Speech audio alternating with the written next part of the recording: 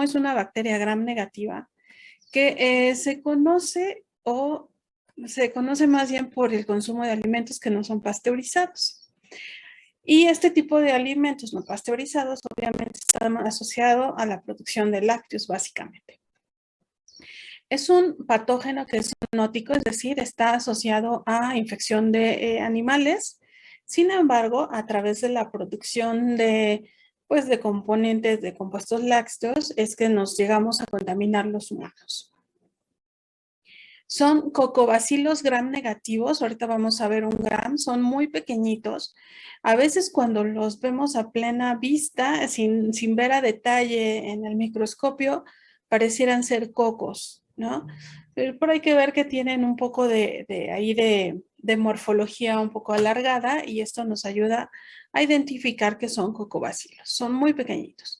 Catalasa y oxidasa positivos. Entonces aquí ya empezamos con una diferenciación de las dos principales pruebas que nos van a dar positivos. No son móviles, son inmóviles, son aeróbicas, entonces las podemos aislar o hacer crecer perfectamente en medios sin restricción de atmósfera, ¿no? Algunos otros sí requieren un poco de CO2, entonces lo que hacemos en el laboratorio es meterlo en una jarra como la que les enseñó la maestra Sandy hoy, solo que no metemos tantas cuestiones para reducir tanto la atmósfera, sino solamente metemos un sobregenerador de CO2 y en muchos de los casos hemos trabajado la parte de velobiosis, que hacemos eso en la escuela porque si tenemos recursos de sobres de CO2, los ponemos. Si no tenemos recursos de sobres de CO2, pues entonces lo que hacemos es colocar una velobiosis, que lo que nos ayuda a tener es una concentración parcial de CO2 y una disminución de oxígeno, pero que me ayuda a que estos microorganismos crezcan. Son oxidativos porque ya vimos que además son aerobios, pero utilizan los carbohidratos a través de un proceso de oxidación y requieren siempre medios de enriquecimiento para crecer, ¿no? Entonces, estos medios de enriquecimiento, hay unos que son específicos como podemos usar agar sangre enriquecido y algunos otros que están asociados más al crecimiento de Brucela. Así es como se ven las colonias en un medio agar sangre. Ustedes pueden ver que son colonias muy bien definidas. Son colonias aquí tiene un crecimiento muy compacto por el tipo de sembrado que hicieron, pero al final del día son colonias muy compactas, muy bien, son cremosas, son con borde redondeado y siempre van a tener esta parte del color, es más blanco. Vean que no tiene un proceso de hemólisis y por lo tanto, como no hay un proceso de hemólisis, esto lo que genera es que pues se van a ver como inerte, ¿no? Se van a ver muy bien definido el crecimiento. ¿Cómo se ve el gram? Ustedes, está un poquito borroso este gram de aquí, pero ustedes pueden ver que si nosotros nos enfocamos en donde están aislados o donde están independientes, verían que parecieran cocos. Pero bueno, recordemos que los cocos, todo lo que vimos de strepto, de staph, ¿no? Son gram positivos, en este caso son gram negativos. Entonces aquí vean que están dos, pero son diplococos o cocobacilos en realidad, porque parecen alargados, pero a veces parecen como cocos. Entonces siempre tenemos que observar a distancia también, a diferentes campos, a ver dónde está creciendo cada uno de estos. Las brucelas, ya como vimos en la parte del crecimiento, son colonias lisas, ¿no? Hay unos que son rugosas. Se ha visto que las colonias que son lisas son más virulentas y las rugosas son menos virulentas o son avirulentas. Entonces es muy importante que cuando nosotros vemos en el medio de gram, vemos en el crecimiento, en agar sangre, debemos tener esa observación. Entonces nosotros aquí vemos, por ejemplo, la imagen que les había puesto, son colonias lisas. Entonces esto lo que me está diciendo que lo más seguro es que esta brucela que estoy utilizando sea una brucela que no es virulenta. Y en realidad en el laboratorio usamos brucelas avirulentas para que ustedes puedan ver la cuestión bioquímica, sin embargo, no tener un proceso de contaminación. Los animales son muy susceptibles, ¿no? ¿Por qué? Porque esta bacteria no se queda en un lugar, sino migra a torrente sanguíneo. Entonces, lo que hace es que se desarrolla, genera un proceso de fiebre y en estos animales que son susceptibles, ¿no? Es porque contienen globulina, entonces está asociado a la parte de glóbulos rojos. Los animales que son resistentes es que estos animales, ¿no? Han tenido un proceso o carecen de esta globulina y por lo tanto, pues no pueden ser infectados. Yo les podría decir que muy pocos son los animales que se han encontrado con estos factores que carecen y bueno, mucho depende también, digamos, de la línea genética que se tenga de estos animales que tengan o no tengan globulina. Entonces, debido a que, pues recuerden que todo el ganado a veces no solamente es de un sitio, sino que también provienen a partir de otros países, ¿no? Entonces, de ahí se puede tener ese tipo de diferencia genética. Lo que es el género de Brucella, Melitensis, que es una de las especies importantes y de las más importantes, está asociada a que está involucrada en procesos infecciosos en cabras y en humanos. Y bueno, nosotros como humanos comemos alimentos derivados de la leche de las cabras y el queso de cabra, pues es un queso pues, delicioso a los que nos gusta, a los que no, les parece un poco fuerte. Sin embargo, si este queso no está tratado o no fue elaborado con los procesos de pasteurización adecuada, pues puede haber una contaminación si es que la cabra, por supuesto, estaba infectada con brucela. La otra especie que tenemos es Abortus. Abortus que está asociada a bovinos y a humanos. Esta es la más común en animales y en bovinos se ha visto que lo que genera es aborto, por eso se llama abortus. Y genera abortos ¿de quién? Pues de estos, digamos, de los fetos de este tipo de animales bovinos, ¿no? Que son, diríamos, las terneras, ¿no? Cuando nacen son las pequeñitas y son las terneras.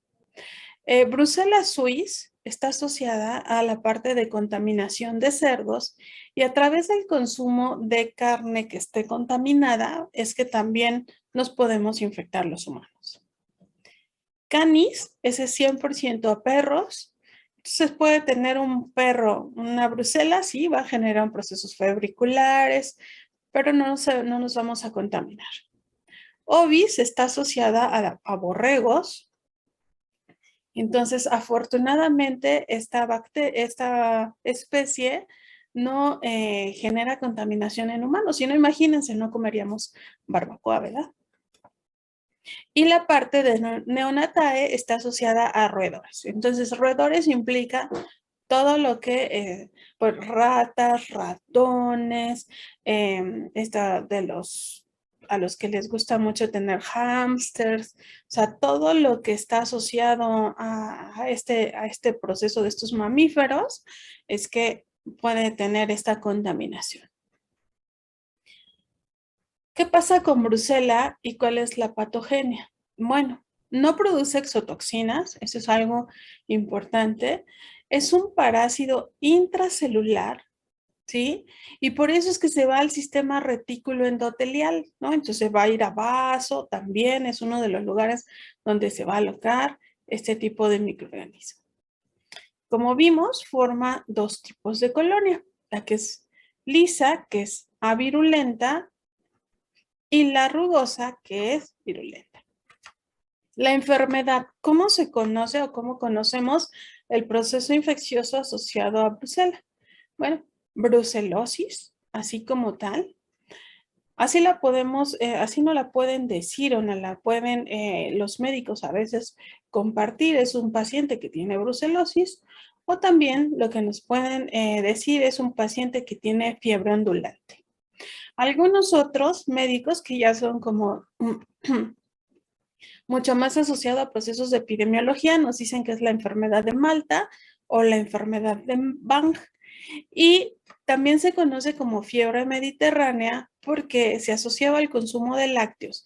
Y recuerden que en el Mediterráneo usan mucho los quesos, ¿no? Entonces, ahí es donde se generó este proceso infeccioso y por eso también le llaman fiebre mediterránea. Y pueden encontrar muchos otros nombres asociados a Brucela. Las especies más importantes en humanos, entonces la primera es Melitensis, ¿no? Melitensis, que ya les dije, va a cabras, algunas ovejas, se ha visto poco en otros bovinos y cerdos, entonces lo que nos interesa más es esta. Entonces, si les hago una pregunta de ¿cuál es la especie más importante de Brucela en humanos? Pues entonces, Melitensis, aunque las otras también se ven involucradas, en realidad la más importante es Melitensis.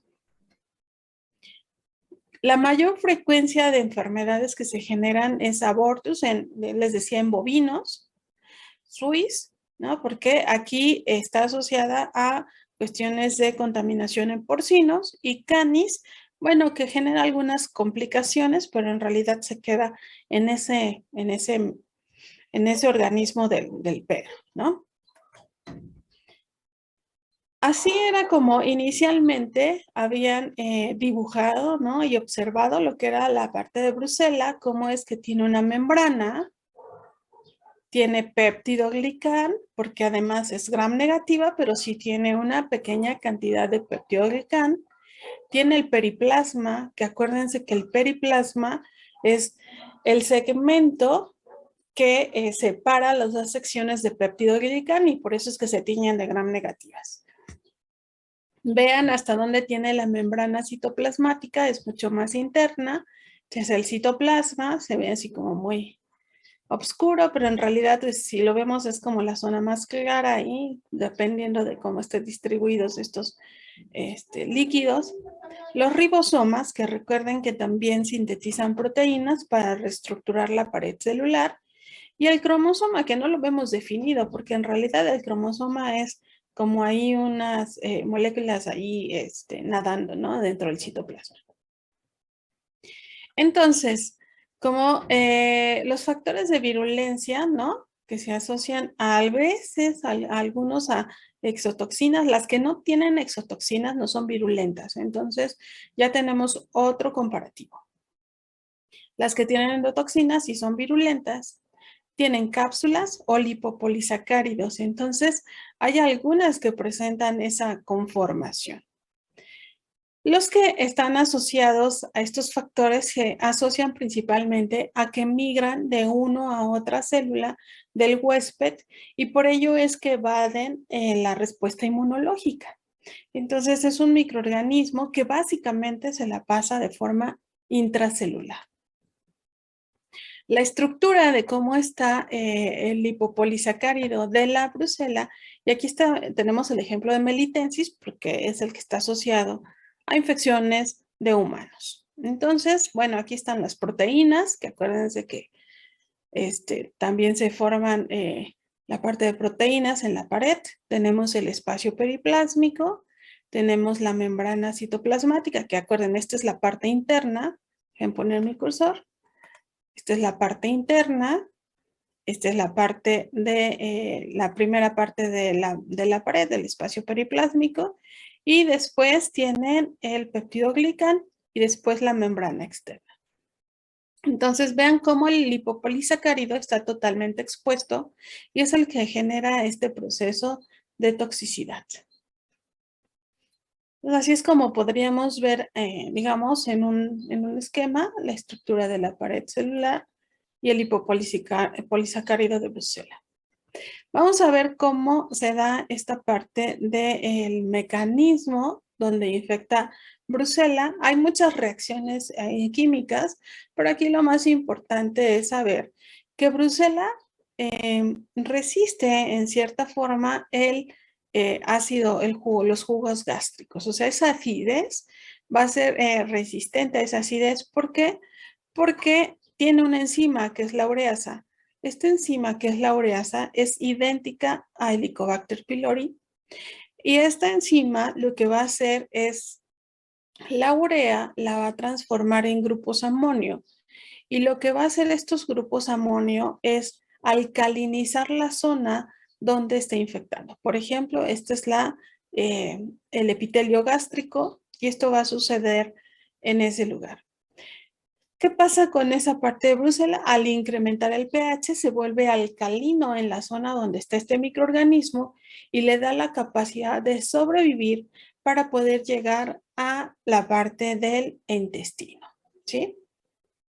Entonces, ¿qué va a pasar? Bueno, pues entonces vean aquí la bacteria, ya sea Suis, abortus o melitensis, va a resistir también la parte de sales biliares porque va a desdoblar o estas bilis, ¿no? Sí, Vane.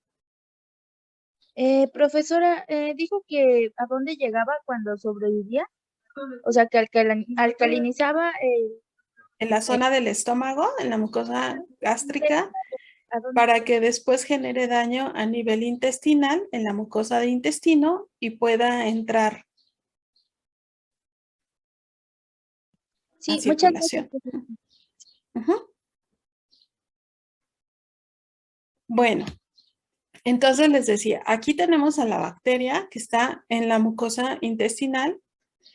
Este microorganismo, entonces lo que va a generar va a ser una lesión, digamos, en la zona de la mucosa para poder penetrar y, como sabemos, va a evadir algunos mecanismos de patogenicidad. Entonces, aunque tengamos anticuerpos, ¿no? No van a ser suficientes para eliminar a esta bacteria o neutralizar esta bacteria. Porque fíjense, primero genera a la presencia de ureasa, entonces lo que está generando es un pH alcalino. Después, se presentan las sales biliares en el intestino y ¿qué hace? Las hidroliza. Entonces está librándose de otro tipo de mecanismo de defensa natural. Una vez que llega al epitelio o a la mucosa intestinal, vean, aquí entra y atraviesa esta placa que son las placas de Peyer. Acuérdense que esta es como la estructura que se tiene en la mucosa intestinal. Una vez que entra esta bacteria, ahora sí empieza a distribuirse en la zona del intestino y posteriormente se va a ir a torrente sanguíneo. Por eso es que genera un proceso de febrícula. Y en esta zona va a haber un proceso inflamatorio, entonces van a llegar las células de defensa para poder eliminar este proceso inflamatorio. Sin embargo, pues las brucelas ya comenzaron a entrar y a irse también por el sistema linfático. Entonces, lo que nos dice esto es que esta es una bacteria que al tener estos varios mecanismos de acción o factores de virulencia van a hacer que sea muy factible tener un proceso infeccioso. Entonces, esto sucede en Bruselas, cualquiera de las Bruselas. Recuerden, solamente cambia la especie, entonces dependerá de la especie en qué tipo de organismo está afectando. Se ha visto cuál es la estructura del lipopolisacárido.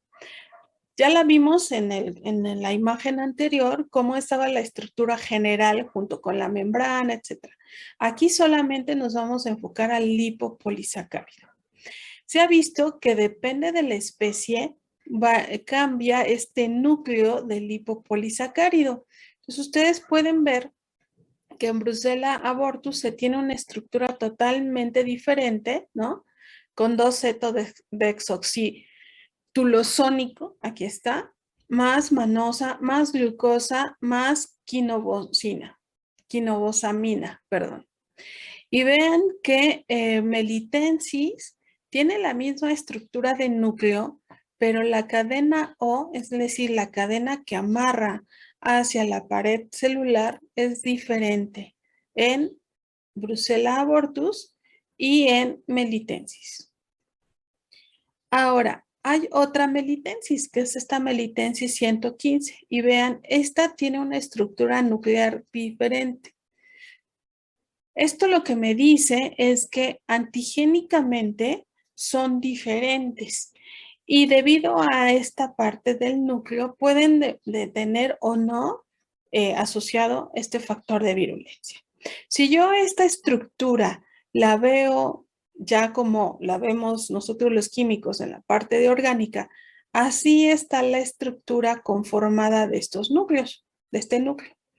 Entonces así se va conjuntando esta estructura y aquí tenemos obviamente una variación, que es esta.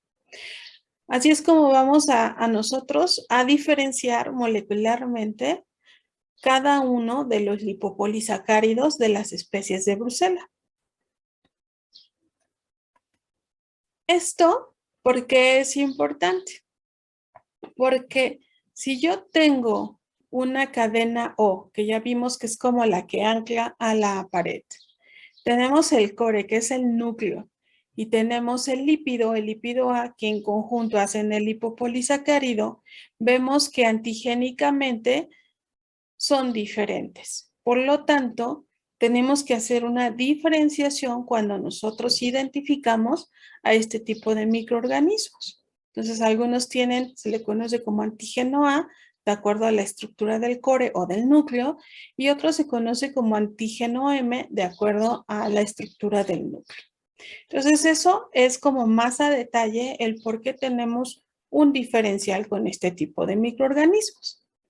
Entonces, ¿por qué vamos a eso? Porque las bruselas que son lisas tienen antígeno A y antígeno M. Y entonces la estructura del lipopolisacárido va a estar asociada a A y M. Vean, esto fue descrito desde 1932, o sea, digamos que sí tiene un buen tiempo en el cual molecularmente identificaron a este tipo de microorganismos. El antígeno M, ya vimos que está conformado por unidades repetidas, ¿no? Están compuestas estos 5 enlaces perfectamente definidos en la unión 1,3 y en la unión 1,2. Y el antígeno A es un antígeno lineal. Entonces, las cepas R o rugosas tienen el antígeno R que carece, acuérdense, de quinobosamina. O sea, tenemos un diferencial.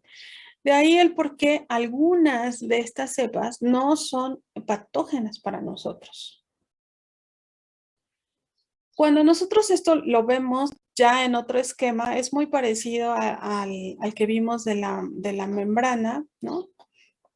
Vimos que ya atravesó la mucosa intestinal, ya empezó a migrar y a veces este microorganismo cuando entra es, digamos, fagocitado, ¿no? Y entonces, ¿qué sucede ahí? Dentro del macrófago, lo que va a suceder es que se empieza a dividir. Se acapara o se toma esta parte del retículo endoplásmico y se empieza a duplicar. Entonces, es como si se apropiara de nuestra maquinaria, pero en el caso de los macrófagos, ¿no? Esto sucede en los macrófagos. Cuando se tiene una que no es un microorganismo que genere este factor de virulencia, ni siquiera va a generar no se va a duplicar, sino simplemente va a ser ahí fagocitado, ahí va a estar y se va a quedar ahí para eliminarlo. Sin embargo, cuando sí se tiene, va a seguir generando este proceso de replicación y va a generar un nicho, así le llamamos, en el retículo endoplásmico. Entonces es una bacteria que por eso es que pasa a torrente sanguíneo y empieza a generar un proceso febricular, porque es cuando se empieza a replicar, se rompe nuevamente la célula del macrófago por la cantidad de microorganismos que ya están replicándose y por lo tanto va a generar un proceso de fiebre, ¿no? Entonces tenemos la rugosa y tenemos la lisa. Entonces ya vimos que la lisa está asociada a cuestiones de virulencia y la rugosa no. Esos son diferentes mecanismos.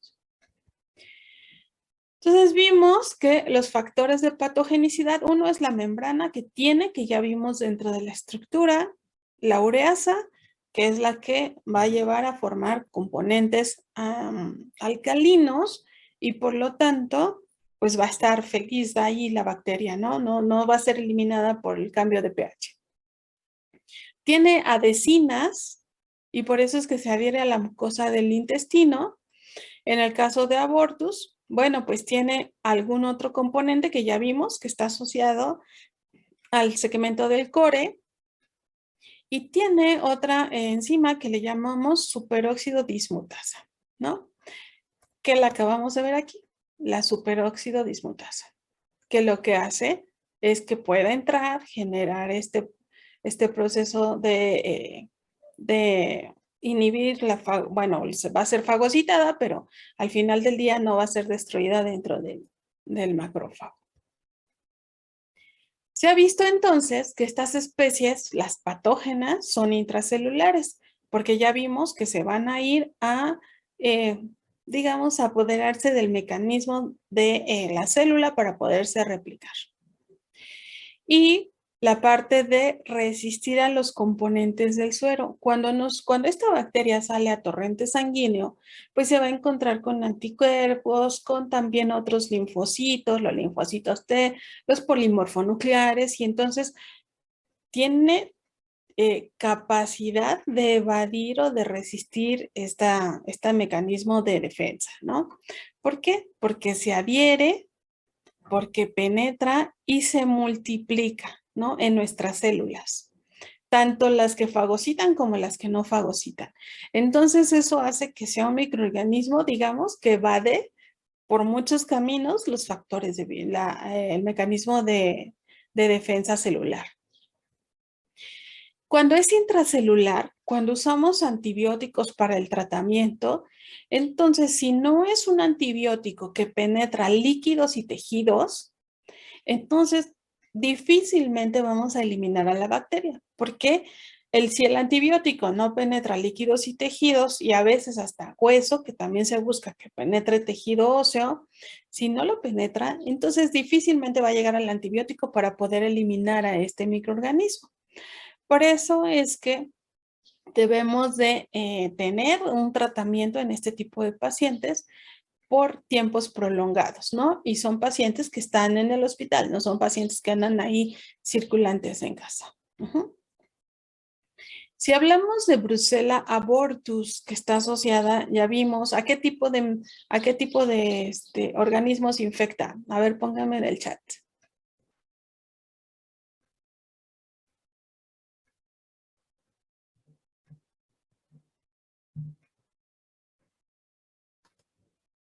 A vacas, ajá, bovinos, humanos. Muy bien.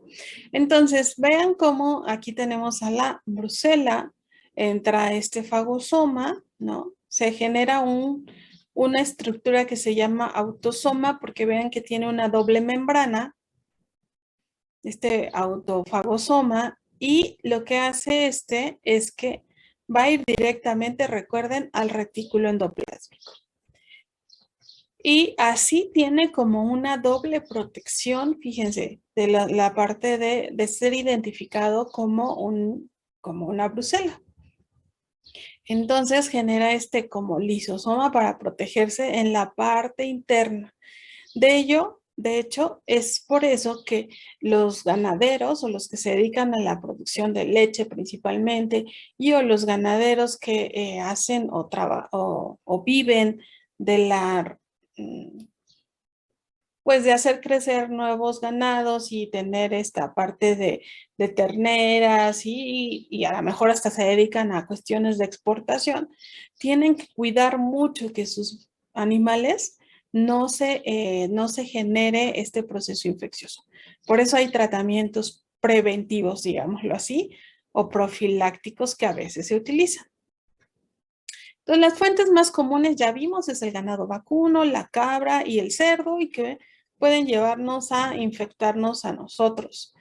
¿A través de qué? Pues del consumo de alimentos principalmente lácteos, que son los que están asociados pues a partir de leche y todo lo que se produzca de ellos, ¿no? Entonces, la leche cruda es la principal digamos, vía por la cual nos podemos infectar. Pero esta leche cruda que no sea pasteurizada, por ejemplo, cuando ustedes llegan a salir a provincia y luego les dicen, ah, ¿no quieres un vaso de leche cabra, de leche bronca, así le llaman, porque está recién ordeñada? Entonces, para muchos pobladores, usar este tipo de leche de forma inmediata, la toman, pero para algunos otros que somos como intolerantes a la lactosa, pues imagínense, nos pondríamos súper mal. Y algunos otros dicen, bueno, pues vamos a probarla a ver qué tal sabe, ¿no? ¿Existe un sabor diferente? Sí, existe un sabor diferente. Sin embargo, ahí tenemos una alta probabilidad de contaminarnos. En el caso de algunos animales, se infectan por aerosoles, nosotros no, nosotros por alimentos. Y algunas ocasiones se ha visto que de persona a persona. En realidad es muy raro. Yo les diría que básicamente es por el consumo de alimentos contaminados, ¿no? ¿Quiénes pueden tener un proceso infeccioso asociado a su actividad propia? Bueno, los que procesan las carnes, o sea, los carniceros, ¿no? O donde hay fábricas de procesos de carnes, que esas cuidan mucho. La realidad es que cuidan mucho la calidad de estos alimentos, por lo tanto, lo que hacen es, pues preventivamente, pues tienen un tratamiento de ese tipo de ganado y pues hacen procesos de pasteurización en caso de tener que sean lácteos. Los otros que también se pueden contaminar son los cazadores. Afortunadamente, o en algunos países, ahí todavía caza. Aquí en México, pues debe de haber y no está tan regulada, pero por ejemplo, se asocia a caza de animales en los cuales se puede generar este proceso infeccioso. A granjeros, porque pues están en el cuidado constante de estos animales, a los ganaderos, a los veterinarios que dan seguimiento a este tipo de tratamiento de estos animales y a técnicos de laboratorio de microbiología. O sea, técnicos no se refiere a que porque son técnicos de formación, sino a todos aquellos que tienen un proceso de contacto con fluidos biológicos que puedan estar contaminados con brucela. Entonces, ustedes, si se dedican al diagnóstico, pues también podrían tener algún riesgo, ¿no? Pero hay formas de trabajar para evitar esos riesgos. ¿Cuáles son los síntomas que presentan este tipo de pacientes? Bueno, la brucelosis va de 5 días hasta meses. Y en promedio son 2 semanas. Entonces, imagínense ustedes que consumió esa persona un lácteo, queso, crema, leche, ¿no? Yogur. Cualquiera de estos productos lo consumió y no estaba pasteurizado o la pasteurización no fue la adecuada. Bueno, pues resulta ser que en 5, 7 días, 10 días va a empezar con un proceso de fiebre. Y esta fiebre se va a dar en picos. Entonces, por eso se le llama fiebre ondulante, porque regularmente se da por las tardes o por las mañanas, pero siempre tiene un proceso de ser más o menos a la misma hora.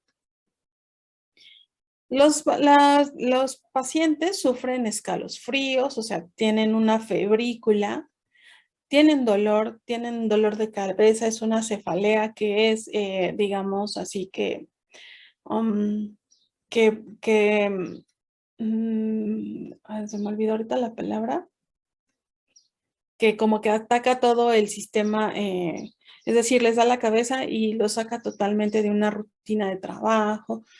O sea, se sienten muy males. En realidad es bastante importante el efecto de esta cefalea. Les duelen las articulaciones, la espalda, sienten como si en la espalda tuvieran dolor muscular. Ese es un dolor importante. Tienen malestar, es decir, un ataque al estado general, se sienten cansados, se sienten mal. Y algunos, no todos, presentan diarrea. Hay otros que presentan dolor en la nuca, pero es por la misma, digamos, el mismo sistema nervioso que está generando un proceso de cefalea frontal y que va a migrar hacia la nuca, ¿no? Y obviamente lo que decimos, aumento de temperaturas vespertinas. El aumento de la temperatura va de 40 a 41 grados, o sea, son muy altas, por lo que en estos pacientes tienen que controlar rápidamente estos incrementos de temperatura debido a que, pues ustedes saben que al aumentar la temperatura se pueden perder neuronas. Entonces, es importante disminuir o controlar este proceso febricular. ¿Qué sucede de a una vez que este microorganismo se instaló, se quedó en diferentes tipos de células y se está replicando y se está liberando y está migrando a otras células? Bueno, pues se ha visto que este proceso puede durar semanas, ¿no? Puede estar de 5 semanas, 7 semanas, y entonces los pacientes a veces dicen, tengo como un poco de fiebre y toman analgésicos y entonces disminuye la parte febricular, pero luego se acostumbran a tomar analgésicos porque se sienten mejor, pero resulta ser que no están eliminando la verdadera causa de esta fiebre, ¿no? Entonces, hay algunos pacientes que dejan de tener síntomas y luego nuevamente empiezan a tener procesos febriculares. Entonces, es algo importante porque cuando empiezan a tener estos procesos de febriculares, entonces tenemos que hay anorexia, pérdida de peso, dolor abdominal, articular, cefalea, como vimos, irritabilidad. Claro que hay irritabilidad porque este paciente se siente tan mal que ya no quiere saber ahora sí que nada porque tiene un proceso fabricular muy importante. La anorexia se da por el mismo proceso febricular. Después va a llegar un proceso de estreñimiento. ¿Por qué? Porque se está aquí, acuérdense que este microorganismo llega a la parte de vesícula biliar. Las bilis nos ayudan para saponificar las grasas y para poder tener una buena absorción de grasas. Sin embargo, aquí esta bacteria está hidrolizando las bilis. Por lo tanto, está impidiendo la absorción de algunos de los componentes.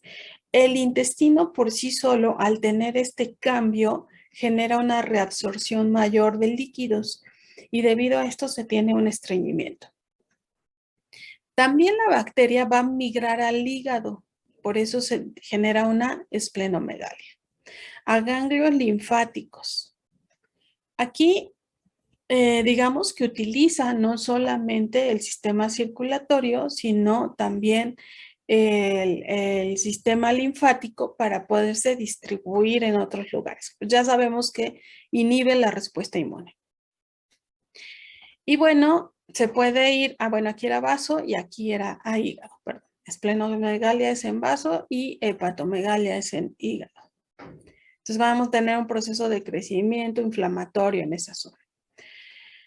En los pacientes se ha visto que en el 5% es letal, ¿no? Porque va al corazón, a la parte de generar un proceso inflamatorio a tejido cardíaco y también se puede tener complicaciones del sistema nervioso.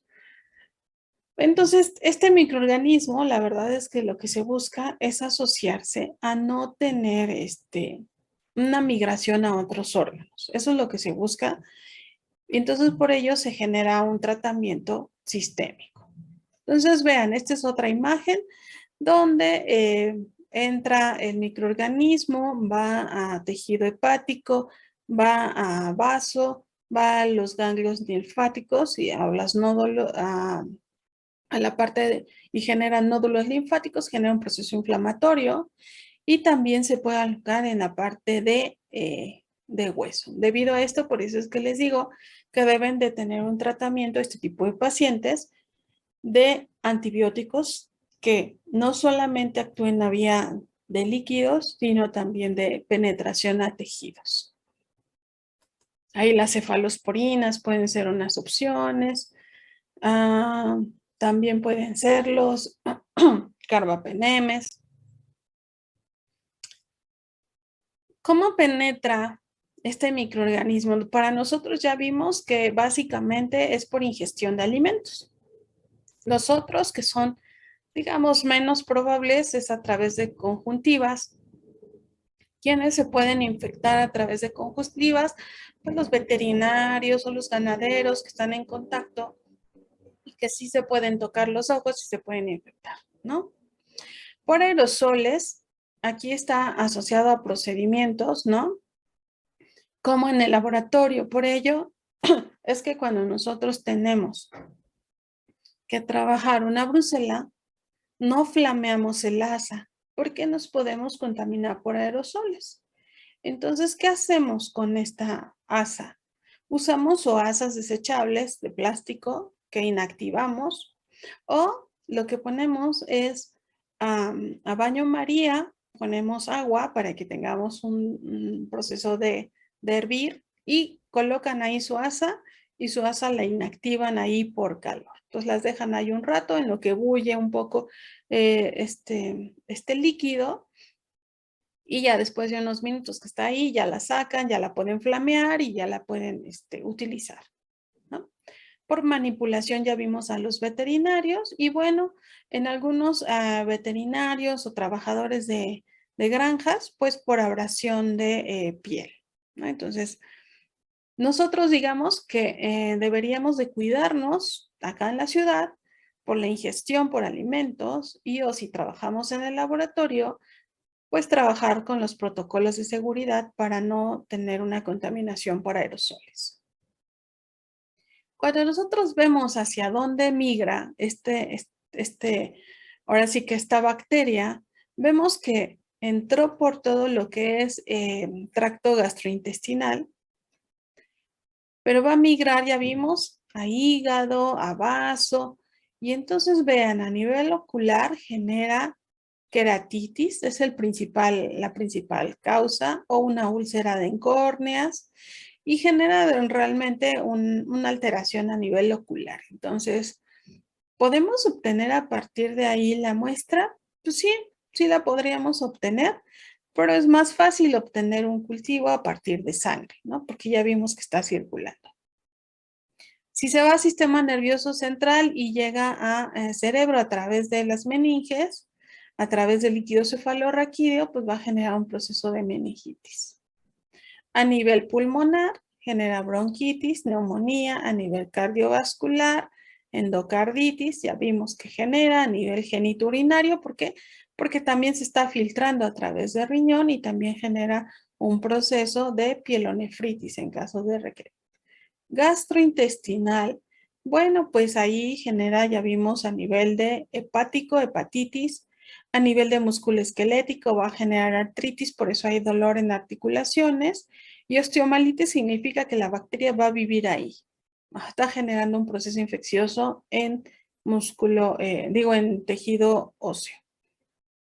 Y a nivel cutáneo, pues edemas, nódulos o vasculitis. Entonces, ¿tiene diferentes lugares donde puede migrar? Sí.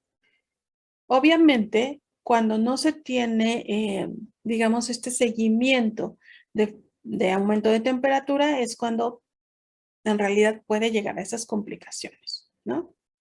Entonces, esto ya lo vimos en el pasado, en el slide pasado, endocarditis, neurobrucelosis, que está asociada a meningitis y encefalitis, orquitis, colestitis, ¿no? Supuraciones hepáticas, osteomalitis, o sea, depende dónde la bacteria va a estar migrando y pasa por torrente sanguíneo y se va a quedar ahí localizada, por lo tanto, se genera este proceso infeccioso. Durante el parto, pero acuérdense en quién, en el tejido, en el ganado vacuno. Resulta que ya están los microorganismos, ¿no? Las bacterias son eliminadas, pasan al animal que es susceptible y entonces este animal que es susceptible va a llegar al lugar donde está el feto o el útero y a las membranas fetales. ¿Por qué? Porque la mayor cantidad de componentes que requiere este microorganismo para replicarse son lípidos. Y en estas zonas de, el útero, en las membranas fetales y el feto, tiene una gran cantidad de lípidos. ¿Y por qué? Porque hay una replicación celular. ¿Cuáles son las principales fuentes de infección en este tipo de animales? Bueno, pues cuando hay un aborto de este tipo de animales y se contaminan otros. Entonces aquí vamos a ver imágenes de qué es lo que está pasando. Fíjense, tenemos un proceso aquí donde se tiene un proceso infeccioso de esta vaquita, ¿no? Acuérdense que se va a lo que es la placenta, al útero. Vean cómo hace como unas placas. Estas placas, que son estas bolitas blancas, son las placas que está haciendo en el proceso infectivo. Se va también a la parte de vaso, ¿no? Sigue diseminándose, llega al feto y entonces empieza a despegar las membranas porque está usando los lípidos que tienen estos tejidos. Entonces, infecta al feto, ¿no? Al expulsar a este feto, pues también esta vaca está eliminando a través del recto esta bacteria, pero también a través de la producción de leche. Y entonces, si tenemos un becerrito que llega ahí y que toma leche de esta vaca, entonces se genera un proceso de contaminación. Después este becerrito pues va a tener un proceso de contaminación. Si nos comemos una ternera, pues entonces tendremos contaminación por alimentos. Si usamos o tenemos lácteos a partir de esta vaquita, pues entonces, y no está pasteurizada, pues tendremos un proceso de contaminación. Entonces, la transmisión siempre es a través de animales, alimentos, hacia el hombre. ¿Vamos bien hasta aquí? Sí, profesora, gracias. ¿Sí? Entonces, puntos importantes. Brucella melitensis es la especie más importante en humanos, ¿no?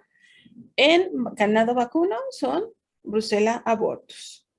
¿A partir de dónde adquirimos este tipo de microorganismos? Alimentos no pasteurizados o alimentos contaminados con esta bacteria.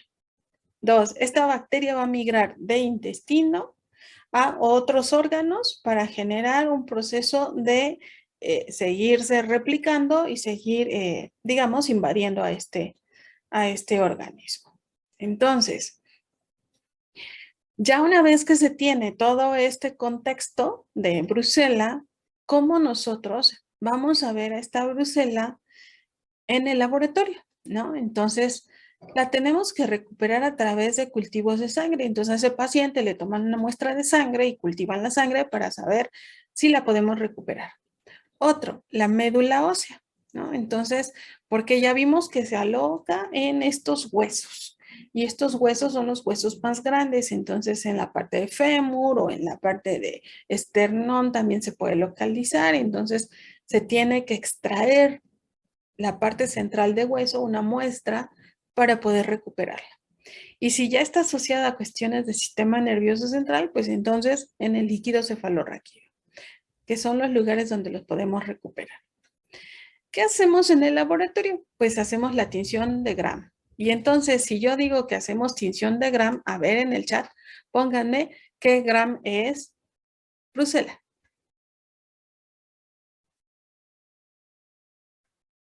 Ah, pero ¿cómo se dice Gram?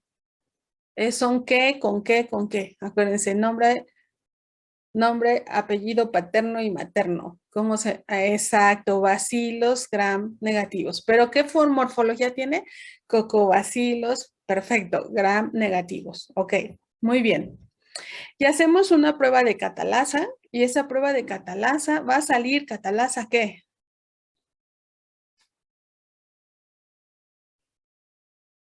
Positiva. Positiva.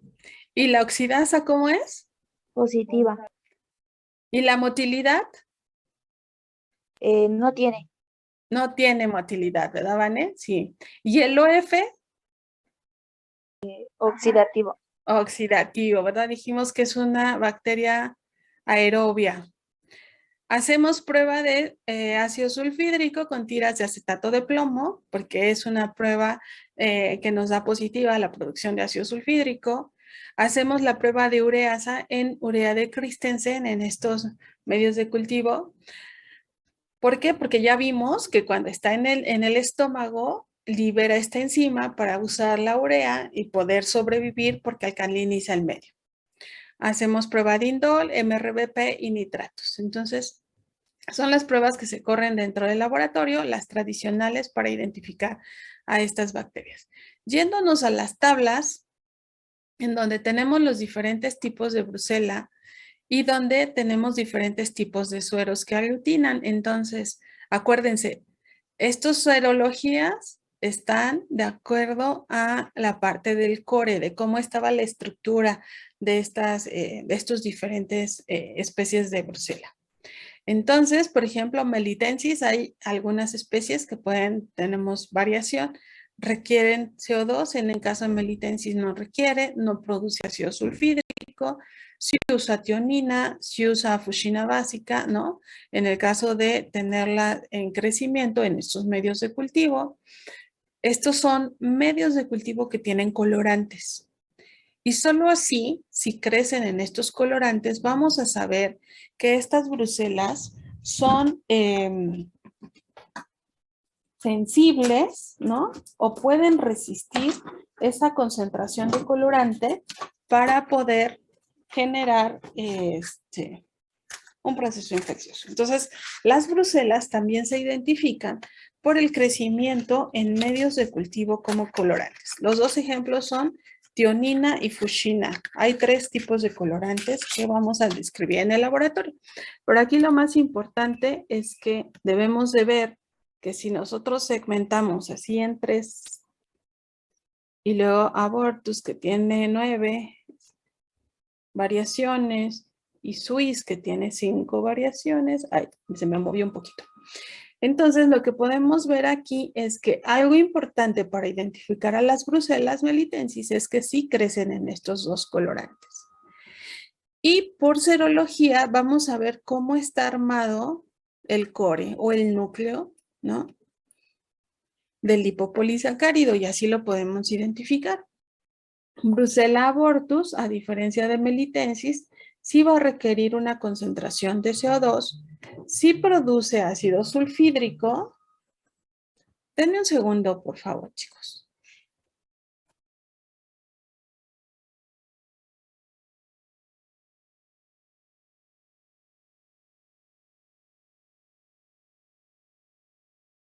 No, bueno, creo que se arrepintieron. Entonces, Brucella abortus, vean que sí requiere concentración de CO2 y producción de ácido sulfídrico. Son, a diferencia de melitensis, es algo importante. Otro, tionina. No crecen las especies más importantes de tionina en esta colorante. Aquí tenemos una variación, entonces pues difícilmente lo utilizaría para hacer un diferencial. Utilizaría esta prueba y esta prueba. Si nos vamos a Swiss, nuevamente tenemos aquí que no hay diferencial versus melitensis. Aquí podemos tener una variación de ácido sulfídrico. Y miren, fíjense, versus melitensis se parece mucho en crecimiento de tionina, pero en fuchsina es negativa. Entonces, esta podría ser un diferencial que me ayude para ver si es Swiss o melitensis. Adicionalmente, pues si hago serología, vean que este sí tiene el segmento A, algo que no tiene melitensis, y no tiene segmento M y R, algo que puede tener melitensis. Entonces, así es como vamos descartando cuáles son las pruebas que nosotros vamos corriendo para identificar las especies. En el caso de ustedes, les damos una ovis o una canis, o sea, les damos un microorganismo que dé la mayor cantidad de pruebas positivas sin que sean infectivas en humanos. Esta tabla es así como su tabla que deben de saber, bueno, más que de sabérsela, de identificar qué son las pruebas base para la diferenciación de las especies. Algo que sí deben de saber es la concentración de tionina. La concentración de tionina es 1 en 25,000. La concentración de fuchsina es 1 en 50,000. Es decir, es un medio de cultivo, es un medio Müller-Hinton más este colorante. ¿Y qué hacemos? Pues hacemos crecer a la bacteria en ese colorante, en esa caja de agar. Si crece, pues significa que sí puede resistir esa concentración de colorante. Si no crece, es susceptible a esa concentración y a ese colorante. Entonces, digamos que estas son las 4 pruebas que se corren en las bruselas para identificar de qué especie son.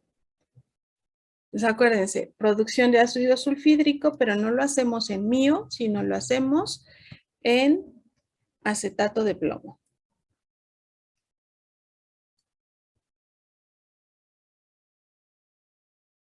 Esta la vamos a ver a detalle en la parte del laboratorio, pero lo que tenemos es un medio en el cual hay producción. Si hay producción de ácido sulfídrico, esta bacteria produce la liberación de este componente, por lo tanto va a reaccionar con los iones fierro del acetato de plomo y el plomo de aquí, va a reaccionar los iones fierro y van a generar una coloración negra, ¿no? Eso lo vamos a ver en el laboratorio, pero es importante que conozcan que no se corre por un SIM, sino se corre por otra técnica diferente.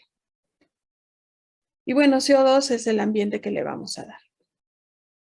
¿Cómo es que se hacen serologías en humanos para saber si se tiene una brucela? O sea, si se tiene fiebre ondulante, si todo esto estamos yendo hacia una brucela.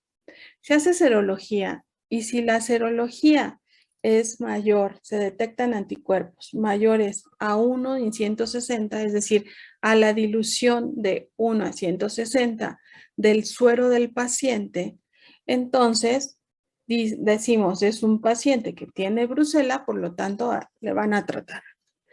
Si es negativo, entonces se van a hacer otras pruebas adicionales para identificar anticuerpos. Entonces, aquí vamos hacia el 2-mercaptoetanol, que es una prueba que también me ayuda a identificar anticuerpos y me dice que si a este título es mayor a este título, es una prueba positiva y este paciente tiene contaminación, estuvo en contacto con brucela. Entonces, vean, tenemos aquí una prueba y otra prueba. Este regularmente se da o se tiene la prueba positiva de forma, digamos, cuando son pacientes que tienen la parte de febrículas, ¿no? En las primeras semanas o en los primeros días que él identifica que tiene esta fiebre ondulante. Después, si da negativo, el médico no se queda en esa parte de, bueno, pues ya es negativo, ya no. Como el paciente tiene fiebre, entonces les mandan a hacer cultivos de sangre y se les llaman hemocultivos, o aquí me faltó una I, que es mielocultivos. Y si es positivo, nuevamente tratamiento. Si es negativo, pues ya, dijeron, ya es otra cosa lo que tiene. Y o puede pasar positivo en el mielocultivo, entonces es tratamiento en cualquiera de los hemocultivos, en uno o en el segundo o solo en mielocultivo, cualquiera de esos 3 puede ser positivo. ¿Por qué es tan importante? Vean, tenemos cuántas etapas para saber serológicamente. 1, 2, y bueno, esta se puede considerar como una tercera etapa. Porque imagínense que este paciente no es tratado con los antibióticos, entonces las complicaciones que va a tener van a ser mayores debido a que este microorganismo se va a otros órganos. Entonces, por eso es que tan certeramente se busca. Aquí está en imagen, ¿no? El paciente tiene todos los signos y síntomas, ¿no? Ya le hizo un historial el médico.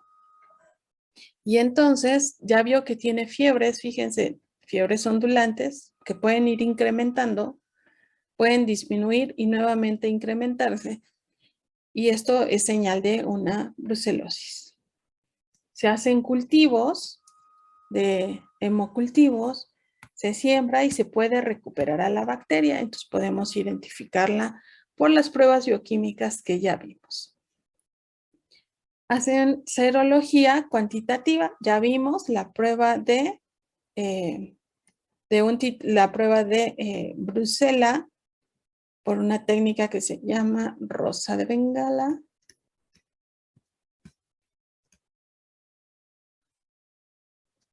Y el título es mayor a 1/160. Entonces, esto me va a decir que clínicamente es importante esta bacteria. Por lo tanto, hay tantos, digamos, formas de saber si este paciente tiene esta bacteria o generó anticuerpos para esta bacteria. Esta es una de las cosas que, por ejemplo, cuando ustedes van a donar sangre, ¿ustedes han donado sangre alguna vez? Bueno, todavía están un poco chiquitos, pero no sé si han donado sangre. Si han donado sangre alguna vez, lo que les hacen son diferentes pruebas. Hacen pruebas obviamente, del grupo sanguíneo, hacen pruebas de sífilis, hacen pruebas de Brucela. Esa es una de las pruebas más importantes que hacen, porque no pueden arriesgarse a que este microorganismo, acuérdense, está intracelular, genere un proceso infeccioso en otro paciente. Entonces, no por una transmisión de una transfusión se va a generar este proceso infeccioso. Entonces, es uno de los parámetros que se miden siempre en los sitios de banco de sangre. Ahora, estos sitios de banco de sangre,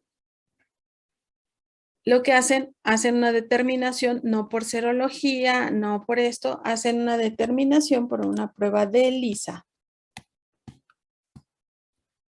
O sea, buscan ser mucho más específicos, en la cual van a buscar o antígenos o anticuerpos, cualquiera de esos dos. Entonces,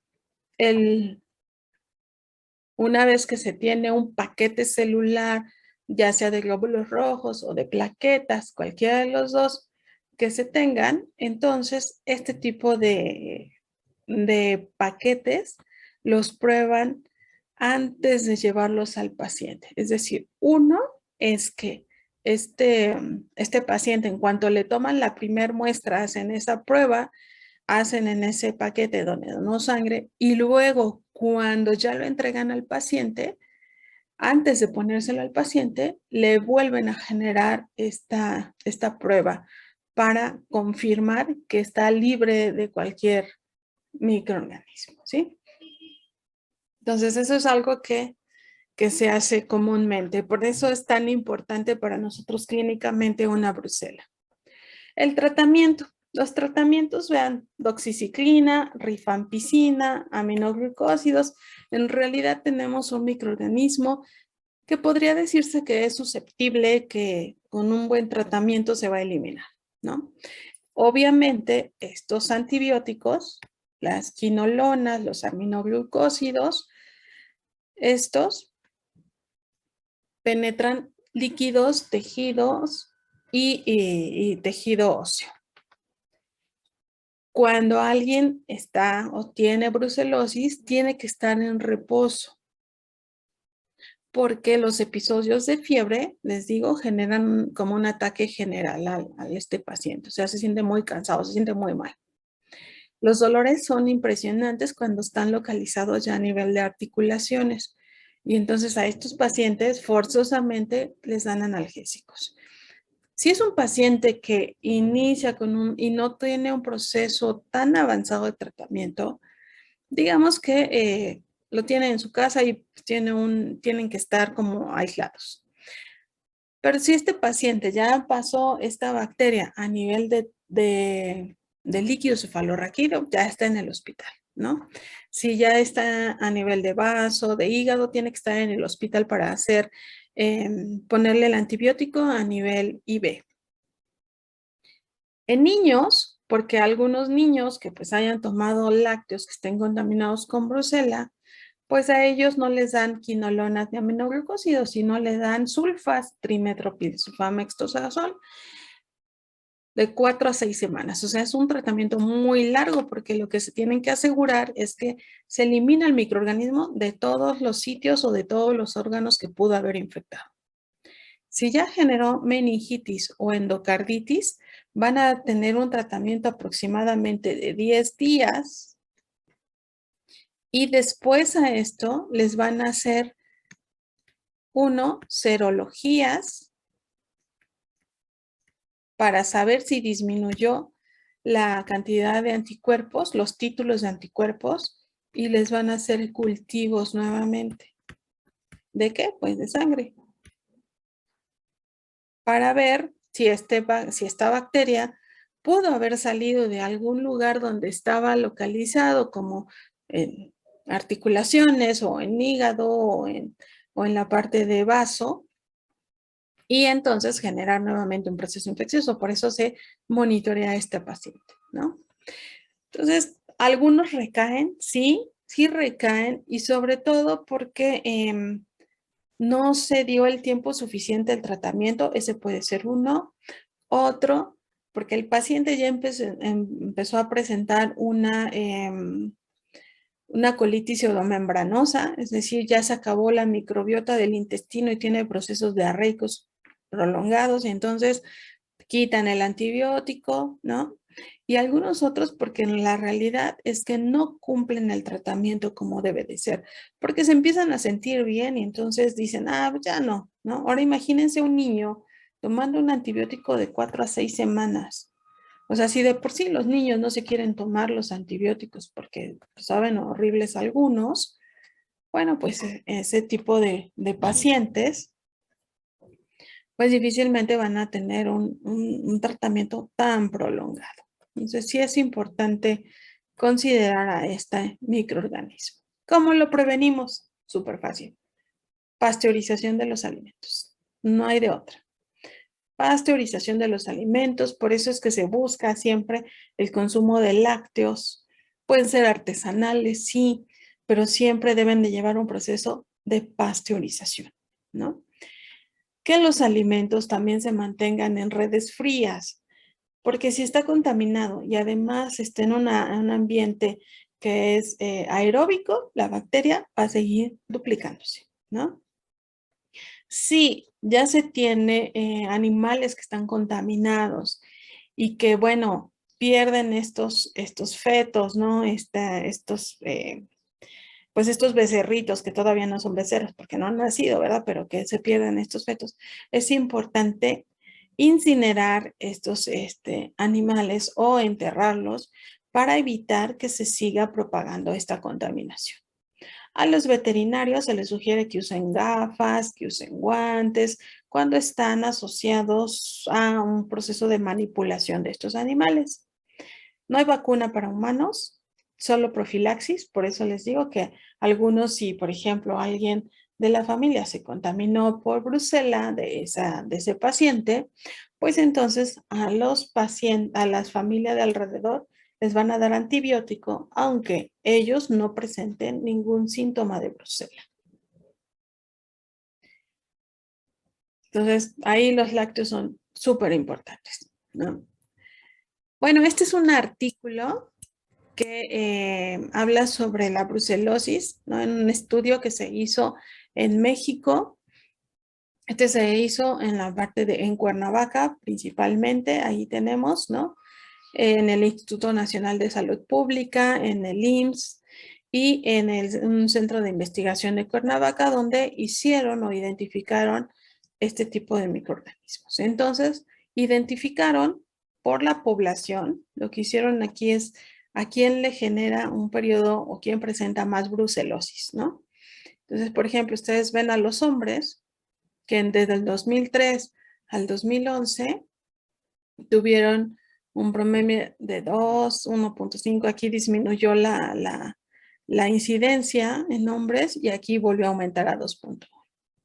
En el caso de las mujeres, que estamos acá, este es en ambos. En el caso de las mujeres, ustedes pueden ver que empezó una muy alta y luego se incrementó, o sea, se mantuvo a lo largo de los años. Vean, desde el 2003 al 2011 pudo haber una disminución aquí y nuevamente hubo un incremento.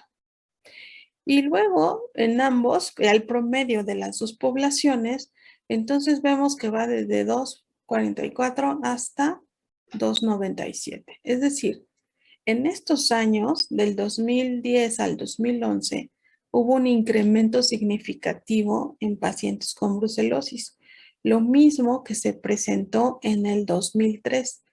O sea, ¿cuántos años después se presentó nuevamente un incremento alto? ¿Cuántos años? Si estamos hablando del 2003 al 2011. 8. 8 8. años después, ¿verdad? Entonces, lo que estamos y lo que se decían, bueno, ¿y por qué es que tenemos este incremento o esta incidencia en esa época? Bueno, pues vean, aquí lo que vieron es, vamos ahora a ver qué sucedió con estos animales que pudieron ser identificados con brucelosis. Bueno, tenemos aquí la parte de los caprinos, que es uno de los principales por Brucella melitensis. Vean cómo en el 2003 y el 2004 hubo una alta incidencia de brucelosis en este tipo de animales. Después disminuyó y entre el 9 y el 11 se tiene un ligero incremento. Bueno, se mantuvo como flat, ¿no? Vamos a ver qué pasó con los bovinos. En este 2003 y 2004 hubo una incidencia. Luego hubo un pico muy alto en el 2006, disminuyó, pero en el 2010 volvió a tener un incremento. Cuando nosotros asociamos esto a lácteos y se dan cuenta aquí, es cuando empezó a incrementarse nuevamente este pico. En las dos en la población de, de bovinos, es decir, que aquí había animales contaminados que infectaron a hombres con los alimentos a través de alimentos. Vean en el 2006 que tenemos un incremento de rumiantes domésticos y tenemos, y bueno, está el incremento de los bovinos. ¿Por qué en el 2006 si hubo esto, no se presentó en el 2006 un incremento? Porque seguramente esto generó una alta mortalidad en ese ganado, en ese tipo de animales. Y al haber esta alta mortalidad, pues entonces no se generó ningún proceso de contaminación, o sea, se descarta totalmente la producción que se obtuvo de estos animales o la carne de estos animales. También pudo verse debido a que se generó un proceso de pasteurización, pero si identifican que una vaca o un bovino tiene brucela, lo que le van a dar es vacuna. Si este recupera la salud, llamémoslo así, porque se disminuye esta población de bacteria, pues entonces lo que va a suceder es que no voy a tener ningún proceso infectivo tan alto. Entonces, vean, no era tan alto. En realidad tenía uno de los más bajos, digamos, entre este periodo de años. Eso es lo que nosotros, cuando vemos los artículos, tenemos que analizar. ¿Por qué hay este pico, pero en humanos no pasó nada, ¿no? Pues porque le pasó al ganado. O porque hay este pico y sí está afectando a humanos. Ah, pues porque los alimentos seguramente que tenían se contaminaron la población de humanos.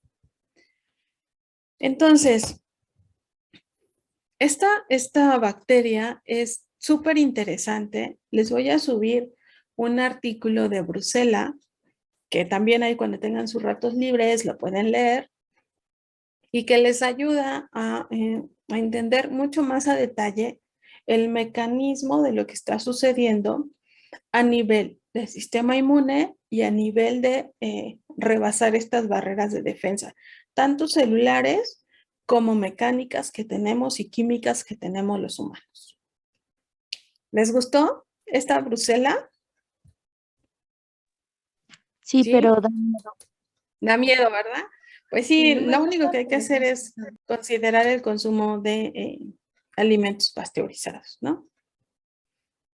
A veces, pues, que traen que quesos de Oaxaca y que son mucho más artesanales, Pero créanme que algunos artesanales sí tienen pues estas normas de producción, algunos otros no, entonces pues sí hay que cuidar de dónde obtenemos estos alimentos. Hay normas, sí, hay normas que llevan a determinar, principalmente listeria, como ya lo vieron en la clase de laboratorio, pero también Brucela. Entonces, ¿qué hacen los ganaderos? Monitorean a las vacas para que, o a las cabras, o depende del ganado que tengan, para ver si este microorganismo está infectando a sus animales. Es muy fácil identificar si están infectando porque no hay producción de nuevos becerros, ¿no? Porque hay constantes abortos. Y eso es porque pues el microorganismo, recuerden, se fija en membranas de alta cantidad de lípidos. Entonces, esa es una de las causas por las cuales se puede tener este proceso infectivo. ¿Va? ¿Dudas de Brucela?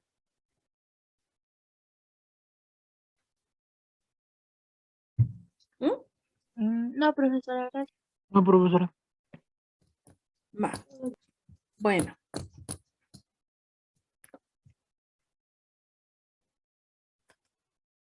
Vamos a, sí nos da tiempo. Vamos a ver Vibrio ahora.